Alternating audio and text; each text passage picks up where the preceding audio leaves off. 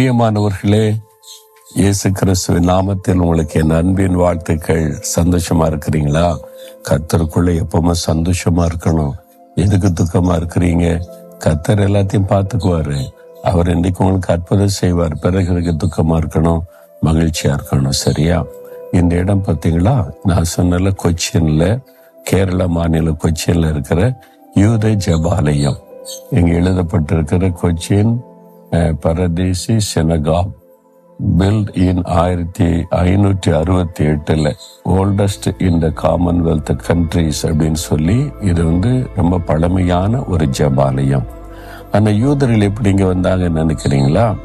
பழைய ஏற்பாட்டு காலத்திலே வந்துட்டாங்க. சாலமோன் காலத்துல கப்பல்கள்ல பொருட்களை கொண்டு வந்தாங்கல்ல, மயில் இறகுகள், வாசனை திரவியங்கள், இது மாதிரி உள்ள பைபிள்ல இருக்க பழைய ஏற்பாட்டு காலத்துல அதுல பட்டு போன்றதெல்லாம் இந்தியாவிலிருந்து கொண்டு வரப்பட்டது. அப்ப சாலமோன் காலத்திலே வணிகம் நடைபெற்றிருக்கிறது இந்தியாவோடு.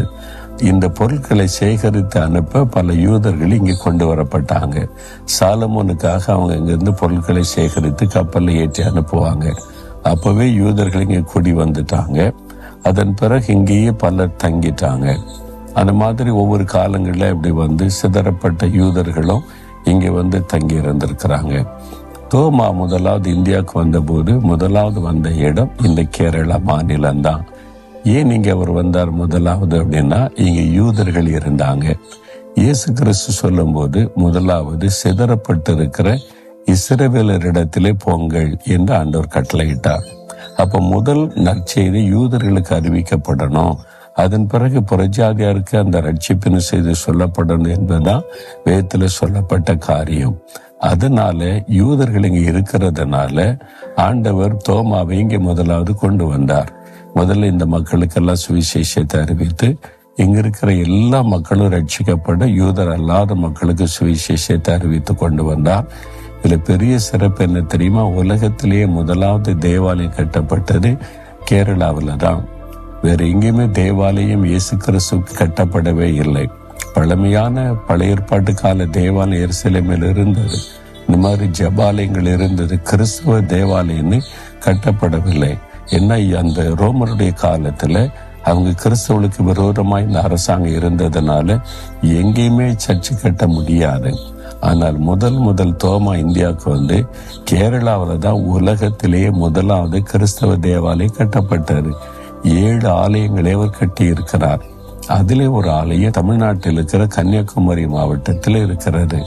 அது அரைப்பள்ளி என்று அழைக்கப்படுவது இப்பவும் இருக்கிறது. தோமா கைகளினால் கட்டப்பட்ட ஒரு ஆலயம். அப்ப இவ்வளவு சிறப்பான இடம் இல்ல? சரி, இந்த நாள்ல ஆண்டவர் என்ன வார்த்தை சொல்றார் தெரியுமா? மத்தேயு 18வது அதிகாரம் 3ஆம் வசனம். இந்த நாளில தேசிய குழந்தைகள் தினம், சில்ட்ரன்ஸ் டே. அதனால் அதை குறித்து ஒரு வேத வசனம் என்ன சொல்லியிருக்கு பார்த்தீங்களா? இயேசு சொல்லுகிறார், நீங்கள் மனம் திரும்பி பிள்ளைகளை போல் ஆகாவிட்டால் பரலோக ராஜ்யத்தில் பிரவேசிக்க மாட்டீர்கள் என்று மெய்யாகவே உங்களுக்கு சொல்லுகிறேன். இயேசு சொல்றார், நீங்க மனம் திரும்பி பிள்ளைகளை போல் ஆகணும். சிறு குழந்தைகளை இயேசு கண் முன்னால நிறுத்தி இந்த சின்ன குழந்தை போல மாறுங்க அப்படின்னு சொல்லுகிறார். மனம் திரும்பி உங்களுடைய பொல்லாத வழிகள் தாறுமாறுகளை விட்டு மனம் திரும்பி குழந்தைகளை போல மாறுங்க. சிறு பிள்ளைகளை போல ஏன் மாற சொல்லுகிறார் அப்படின்னு கேட்டா, சின்ன குழந்தைகளை பாருங்க. ஒரு வயசுல இருந்து 2 வயசு 3 வயசுக்குள்ள குழந்தைய பார்த்தீங்கன்னா அந்த பிள்ளைகளுக்கு களங்கம் இருக்காது, கபடி இருக்காது. நீங்க அப்போஸ்தலர் 2ஆம் அதிகாரம் கடைசி வசனம் பார்த்தா, இயேசு கிறிஸ்துவை ஏற்றுக்கொண்ட தெய்வ பிள்ளைகள் ஆதி திருச்சபையில அவர்கள் எப்படி இருந்தாங்கன்னா கபடற்ற இருதயம் உள்ளவளா இருந்தாங்க. கபடற்ற ஒரு இருதயம், இதான் ரொம்ப முக்கியம். நிறைய பேர் அதை பற்றி யோசிப்பதே இல்லை. ஆதி திருச்சபையில விசுவாசிகள் ரட்சிக்கப்பட்டு கபடற்றவர்களாய் மாறினாங்க. அவனுடைய உள்ளத்துல யாரு மேல கசப்பு இல்லை, வெறுப்பு இல்லை, பெருமை இல்லை, பொறாமை இல்லை. எல்லாரையும் நேசித்த ஒரு தெய்வீக சுபாவம் அவங்களுக்குள்ள இருந்தது. அந்த மாதிரி மாறணும்னு ஆண்டவர் சொல்கிறார். சின்ன குழந்தை எடுங்க, அதுக்கு பெருமை இருக்காது, பொறாமை இருக்காது, எரிச்சல் இருக்காது, கோபம் இருக்காது. சின்ன பிள்ளை ஒண்ணு சண்டை போட்டவர்கள் அடுத்த நேரம் தோல்ல கை போட்டு கொள்ளும். அது மாதிரி உள்ளத்துக்குள்ள எதையுமே வைத்து கொள்ளாது. பார்த்தீங்களா? அந்த மாதிரி இருதயம் நமக்கு வேணும். ஆண்டவரே, குழந்தை போல இருதயம் எனக்கு தாங்க, கபடி இல்லாத, பொறாமை இல்லாத, பெருமை இல்லாத, இச்சை இல்லாத, பாவம் இல்லாத ஒரு சுத்த இருத்தை தாங்கன்னு கேளுங்க. அவங்க தான் பரலோக ராஜ்யத்துல பிரவேசிக்க முடியும். அது மாத்திரம் இல்ல, குழந்தைகள் விசுவாசத்துல எப்படி இருக்கும் பாருங்களேன். எனக்கு அம்மா இருக்காங்க, அப்பா இருக்காங்க, பார்த்துக்கொள்ளும். அது மாதிரி விசுவாசம், குழந்தைகளை போல விசுவாசிக்கணும்.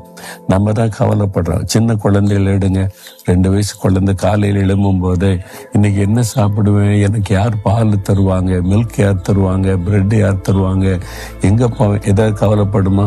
நீங்க தான் உட்காந்து கவலைப்படுறீங்க, நம்ம தான் உட்காந்து கவலைப்படுறோம். சிறு பிள்ளைகள் எதை குறித்து கவலைப்பட, ஏன்னா எனக்கு அப்பா இருக்காங்க, அம்மா இருக்காங்க, என் தேவை கவனித்துக் கொள்ளுவாங்கன்னு விசுவாசம். அந்த மாதிரி விசுவாசம் நமக்கு இருக்கணும். எனக்கு இயேசு இருக்கிறாரு, எங்க பரம தகப்பன் இருக்கிறாரு, அவர் பார்த்துக்கொள்வார், நான் ஏன் கவலைப்படணும்? அந்த மாதிரி குழந்தைகளை போல நம்ம மாறணும். ஒப்பு கொடுப்போமா? இது ஒரே நாள் வராது. நீங்க தொடர்ந்து ஜெபிக்க ஜெபிக்க ஜெபிக்க அந்த சுபாவம் உங்களுக்குள்ள வருமா? சிறு குழந்தைகளை போல ஒரு சுபாவம் வந்துடும். ஒரு கபடமில்லாத இருதயம் வரும், விசுவாசமுள்ள இருதயம் வரும், ஆண்டவரை சார்ந்து கொள்ளுகிற இருதயம். குழந்தைகளை எப்பவுமே பெற்றோரை தான் சார்ந்து கொள்ளும்ல, அது மாதிரி நாமும் ஆண்டவரை சார்ந்து வாழ்கிற வாழ்க்கை வாழணும். அதுக்கு தான் ஆண்டவர் சொல்றார், நீங்க மனம் திரும்பி குழந்தைகளை போல மாற விரும்புறீங்களா? அவனை கை வைத்து, இயேசுவே, நானும் மனம் திரும்பி நீங்க சொல்ற மாதிரி குழந்தையை போல மாறணும், எனக்கு அப்படிப்பட்ட சுபாவத்தை தாரும்.